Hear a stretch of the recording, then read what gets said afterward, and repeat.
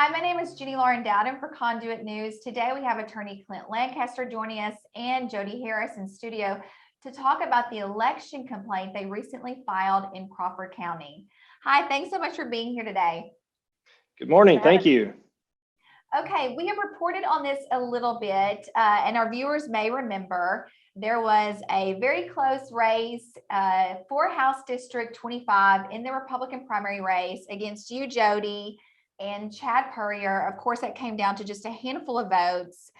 Since then, you all have filed this complaint regarding the validity of that election.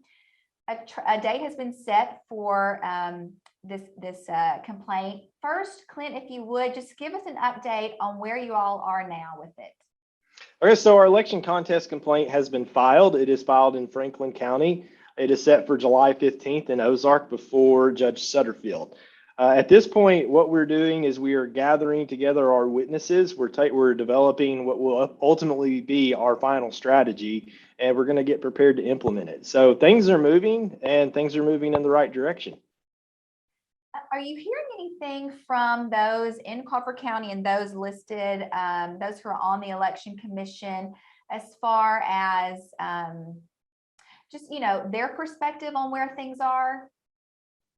The only thing I have heard is that the Crawford County attorney intends to take a deposition of somebody prior to the hearing.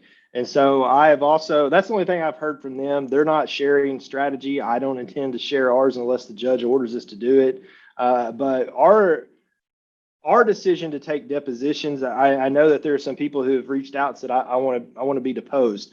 Well, depositions are a discovery device where you go find out what somebody has to say. So we probably won't be taking any depositions, but we will be talking to witnesses and making sure we have our best witnesses in court. And based off the deposition that the Crawford County wants to take, I think I can glean some of their strategy. And so we're preparing to counter that. Jody, talk to us about you filing this complaint. What made you finally take this step and move forward with this? Once we went through the recount process in all three counties, when it came down to Crawford County, that was the final recount. And at the end of the day, there was no way to validate whether or not it was a fair election. There were some things that happened with the chain of custody of ballots going to the election commissioner's home.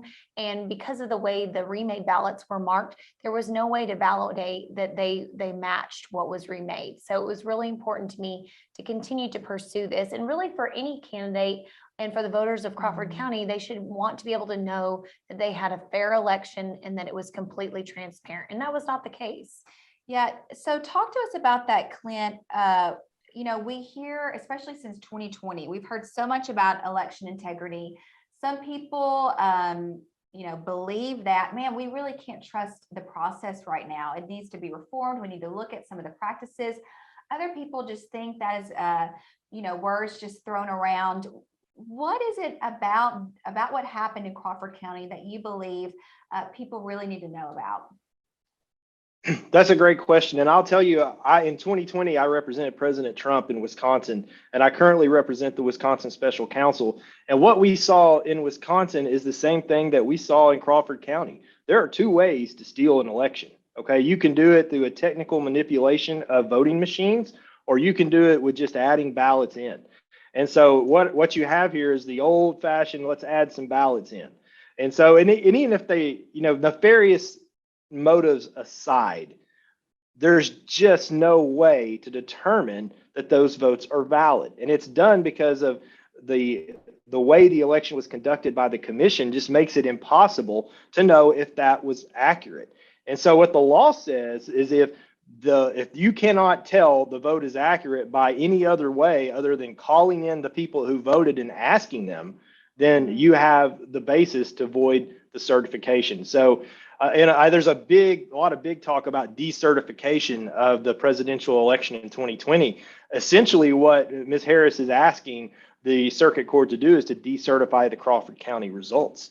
And it's important because if our elections are not fair and do not appear to be fair, this notion of a republic, if you can keep it, is gone. Jody, we have seen on social media, I've seen, I'm sure that you've heard people say, you know what, move on. It is over, move on, you lost. What do you say to people who hold that opinion? I think that I would like to be able to move on for the election, but I think it's important to pursue election integrity. I think it's important moving forward that this doesn't happen in Crawford County again. I think it's really important as a candidate, a first-time candidate, that we have a fair election. And like I said before, there is no way to know that this was a fair election in Crawford County, and because it came down to just 7 votes. I think it's really important to pursue on behalf of the voters so that they know that their voices were heard, that their votes counted. All right, last question. You mentioned that the court date is the 15th. Best case scenario, Clint, I'll let you go first. What's the best case scenario that you guys can walk away with? And before I answer that question, I'd also like to add that so only Jody can bring this lawsuit. So the voters themselves, they lack standing under Arkansas law. So even if you are a voter who says, well, I don't think that my vote counted in Crawford County, this election contest is a right conferred upon candidates only. Well, So, and we saw there the day that they were certifying the vote, there were quite a number of constituents there in Crawford County who were asking them, please don't certify this. We want to be able to see that we can trust what happened here. yeah, so and what Jody is doing is she is carrying that torch for all those people in Crawford County who can't do this. And I can think of no better quality and an elected representative than to go out and do the will of the people. But to answer your question, the best case scenario, I think, would be to void the Crawford County results and let the other 2 counties stand.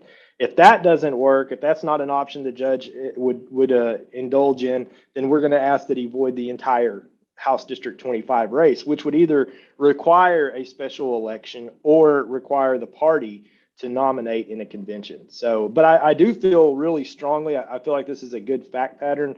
I also am hearing from other lawyers across the state, good luck, people lose these all the time.